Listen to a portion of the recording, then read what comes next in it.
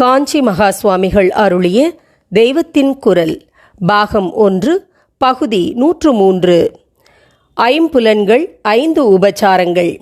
பிரபஞ்சத்தில் உள்ள சகல வஸ்துக்களையும் அனுபவிப்பதற்காக மனிதனுக்கு கண், காது, மூக்கு, நாக்கு, சருமம் ஆகிய 5 இந்திரியங்கள் இருக்கின்றன. பஞ்ச இந்திரியங்கள் என்று இவற்றை சொல்வார்கள். ரூபத்தை கிரகிப்பது கண், சப்தத்தை கிரகிப்பது காது, கந்தத்தை அதாவது மணத்தை கிரகிப்பது மூக்கு, ரசத்தை கிரகிப்பது நாக்கு, ஸ்பரிசத்தை கிரகிப்பது சருமம். இந்த ஐம்புலன்களும் புதிதாக ஒன்றை உண்டாக்கவில்லை. வெளியே உண்டாகியிருக்கிற சப்த, ஸ்பரிச, ரூப, ரச, கந்தங்களை இவை உணர்கின்றன. ரேடியோ செட் மின்சார சப்த அலைகளை பிடிப்பது போல் இவை எப்படியோ வெளியில் இருப்பவற்றை அறிந்து பிடித்து கொண்டு மூளைக்கு அனுப்பி வைக்கின்றன. காரியம் செய்து புதிதாக ஒன்றை படைக்காமல் வெறுமே கிரகித்து நமக்கு அறிவிப்பதால் இந்த புலன்களுக்கு ஞானேந்திரியங்கள் என்று பெயர். கை, கால் போல காரியம் செய்கிற புலன்களுக்கு கர்மேந்திரியங்கள் என்று பெயர். நாக்கு ஞானேந்திரியமாக இருந்து ரசத்தை உணர்வதோடு பேச்சு என்று காரியத்தால் புதிதாக சப்தத்தை படைக்கவும் செய்வதால் கர்மேந்திரியமாகவும் இருக்கிறது. ஞானேந்திரியங்களான ஐம்புலன்களுக்கும் ஆசிரியமாக இருப்பனவே பஞ்சபூதங்கள் என்கிற ஆகாயம், காற்று, தீ, நீர், மண் ஆகிய பிரபஞ்ச சக்திகள். சப்தம் மட்டுமே ஆகாசத்தில் உண்டு.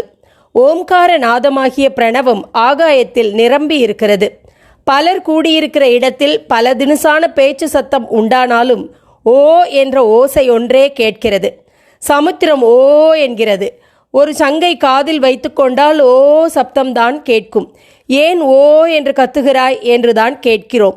ஓவுக்கு ஒரு புள்ளி வைத்து முடித்தால் ஓம், இதுதான் எங்கும் இருப்பது. வாயுவில் சத்தத்தோடு ஸ்பரிசமும் இருக்கிறது.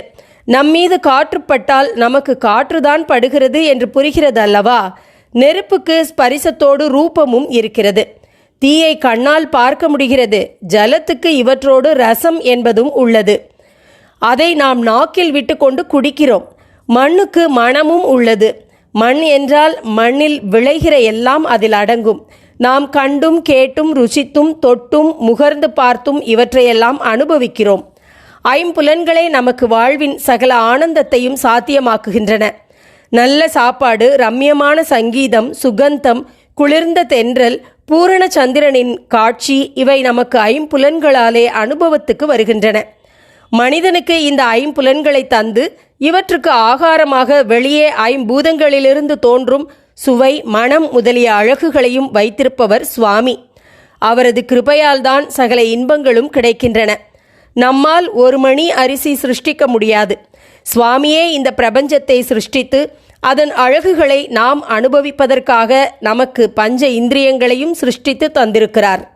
ஆனபடியால் நமது புலன்களால் அனுபவிக்கும் இன்பங்களை சுவாமியின் நினைவோடு அனுபவிப்பதே நமது கடமையும் தர்மமும் ஆகும். அவருக்கு இந்த இன்பங்களை முதலில் அர்ப்பித்து அவரது பிரசாதமாகவே இவற்றை நாம் ஏற்க வேண்டும். இந்த வழக்கம் நிலைப்பட்டால் சுவாமிக்கு அர்ப்பணம் செய்யத்தகாத எந்த பொருளையும் நமது புலன்களால் அனுபவிக்க கூடாது என்ற பக்குவம் உண்டாகும். பஞ்சேந்திரியங்களால் அனுபவிக்கும் பிரபஞ்ச வஸ்துக்களை பரமேஸ்வரனுக்கு அர்ப்பணம் பண்ணும் மனோபாவனையில் பிறந்ததுதான் பஞ்சோபச்சாரம் என்கிற 5 உபச்சாரங்கள். கோயிலிலும் வீட்டு பூஜையிலும் சுவாமிக்கு குறைந்தது 5 உபச்சாரம் செய்ய வேண்டும். சுவாமியின் விக்கிரகத்துக்கு சந்தனம் இடுவது, புஷ்பம் போட்டு அர்ச்சிப்பது, தூபம் காட்டுவது, தீபாராதனை செய்வது, நைவேத்தியம் பண்ணுவது ஆகியனவே பஞ்சோபச்சாரங்கள். இவற்றில் சந்தனமிடுவது கந்தம், பிருத்திவித்துவம் என்ற மண்ணை குறிப்பது, புஷ்பம் ஆகாயத்தை குறிப்பது, தூபம் வாயுவை குறிப்பது, தீபம் அக்னியை குறிப்பது, நைவேத்தியம் அமிர்தமாகிய நீரை குறிப்பது. எனவே பஞ்சபூதங்களும் பஞ்சோபச்சாரத்தில் அடக்கம். பஞ்சபூதங்களிலிருந்துதான் பஞ்சேந்திரியங்களின் அத்தனை நுகர்ச்சி வஸ்துக்களும் உண்டாகின்றன.